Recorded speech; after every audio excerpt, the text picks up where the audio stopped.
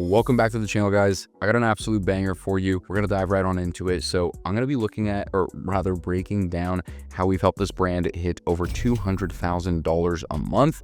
I'm gonna be breaking down the Facebook ads, the email account, and the overall strategy that we're utilizing with this brand to achieve a 3% conversion rate, $71 average order value, over $200,000 in sales, a 41% increase from the month prior. And if I look at the past year, a 23,000% increase in sales. And so before we dive on into it, guys, if you go ahead and drop a like, subscribe, that YouTube stuff, it really does help with the algorithm. Make sure these videos get pushed to the right people. And if you're interested in working with my agency for your brand, links are in the description, whether you need help with paid ads, email and SMS marketing, conversion rate optimization, or user generated content. But without further ado, guys, let's go ahead and dive on into it. Okay, so a couple of things I want to get out of the way, guys, with this brand. So this is a jewelry brand, $71 average order value at a 3% conversion rate. This is actually something that we have been actively working on to improve the average order value. If I actually take you back to, let's just say, even July of this year, you can see it was a $60 average order value. If I take you back to April of this year, you can see it was a $55 average order value. And so from April to the month of October, we've had the ability of increasing the average order value by a legitimate $20, guys, which is pretty insane. And not a small feat. And we've done this in a multitude of ways, and mainly utilizing landing pages, offer testing, and essentially bundle builders. And so we're gonna go ahead and take a look at the Facebook ad account quickly. Okay, guys, so in the last 30 days, we have spent $61,000 for this brand with $150,000 in generated revenue, a $33 cost per acquisition, like we mentioned, a $71 average order value. This is great, right? A 2.44x return on ad spend. I believe the break even for this brand off the top of my head is around a 1.9. And you can see we are spending a decent amount here. The main campaign that we're pushing the most of our budget to is our prospecting ABO. This is where we're pushing the majority of our spend top of funnel. And then you can see we are utilizing the bundle landing page here, this prospecting CBO landing page. We've had to tone down the spend over the last 30 days because we kind of sold out of that product a little bit. But you can see the average order value on the bundle page is $88, and the rest of the average order value on the rest of the average campaigns kind of sits around $70, averaging the account to be $80 over these last 30 days. Now, if I go ahead and zoom out even further, guys, you can go ahead and see if we just look maximum. So far for this brand, we've spent $254,000, guys, across 11 different campaigns with a 2.63x return on ad spend, $27 cost per acquisition at a $71 average order value.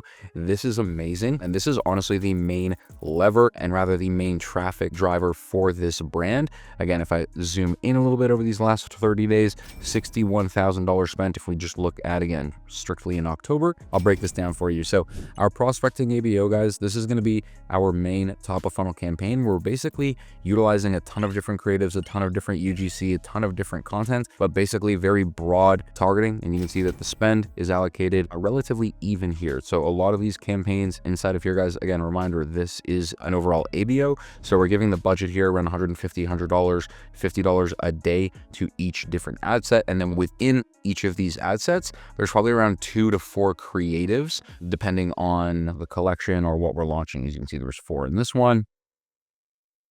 There's a couple in here. There's about 6. And we really don't push it farther than that. I would say we're probably capping at 8 creatives per ad set. And again, this is our top of funnel. There's 1 in here, depends on the launch, and then it depends on the overall performance, and we'll basically scale it up that way.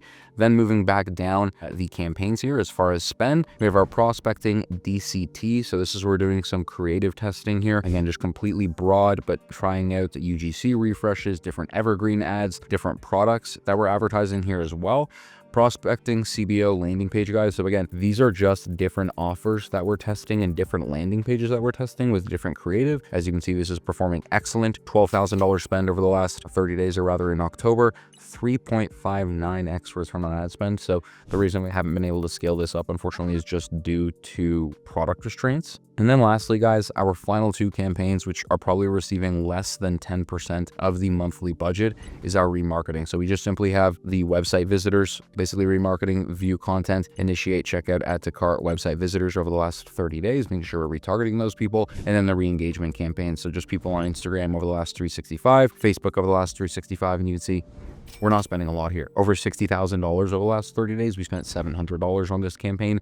And in the other campaign, we spent $1,500. So a very minimal amount. But again, guys, this is where probably 80% of this brand's traffic is coming from, is just from running great creative on Facebook, driving traffic to the website, creating great offers. And this is what's allowed us to increase not only the average order value consistently, but maintain that increase in conversion rate while simultaneously sending more people to the website. And when you can do that, focus on those three things: increasing conversion rate, increasing AOV, and increasing online store sessions, you're going to increase sales, right? And that's really how it works. And so to piggyback off of that, guys, we'll go ahead and take a look at the email marketing account.